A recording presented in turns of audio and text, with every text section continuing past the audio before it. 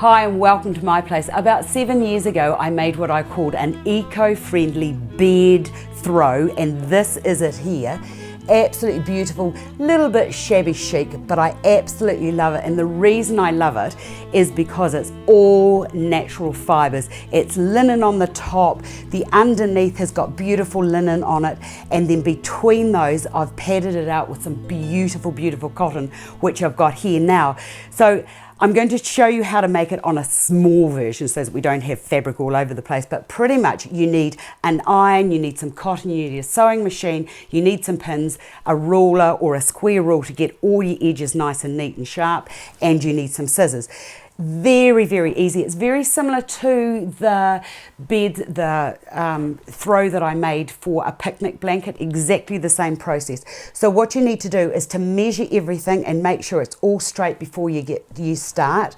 Then you need to bring your two right sides together and make sure when you're bringing your sides together that you've got your patterns running the same way. So that's going one way. I'm using 2 pieces of fabric, but you could line it with some ticking or whatever you wanted. So there we have those all neat and tidy, so it's right sides together.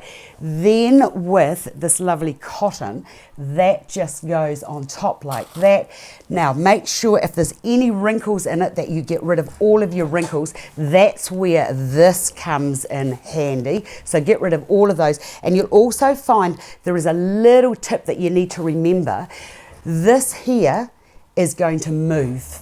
This won't, so you're going to have to, and the best way to sew these together is to go from the underneath, or the top fabric, because that's not going to move. The other thing you need to do is to make sure that all of your little edges are neat and tidy, like so, and then it's just a matter of pinning around all of your sides. Now where that there has moved, just turn that over so that you can just see that all of your sides, those little edges are all together, because what you'll find is when you're sewing those, if it isn't, then you're going to have that hasn't been caught, and you're going to have to do it again. So just quickly pin around all of your sides like so. Easy.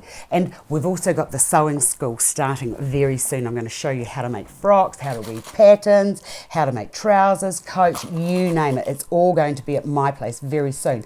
Okay, so keep going and just turn it over to make sure that you are all even.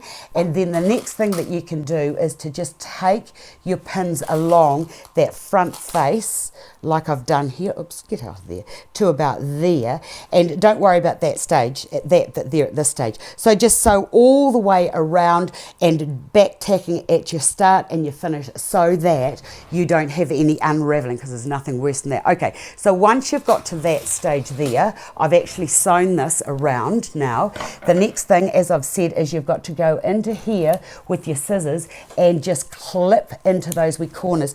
The reason we do that is so that when we turn it out, which I'm going to show you in a little minute, when you turn it out you get nice flat and neat squares and edges. Right, where is my opening? Where's my opening? Because I've left an opening here. Where is it? There it is. Right, so it's just a matter, this is called bagging out. Just go into there, turn it in to the right way, and then what you need to do is to get your scissors, and what I do is go into those little edges there with either scissors or you can use a needle, and just gently just push those corners out so that they're nice and neat.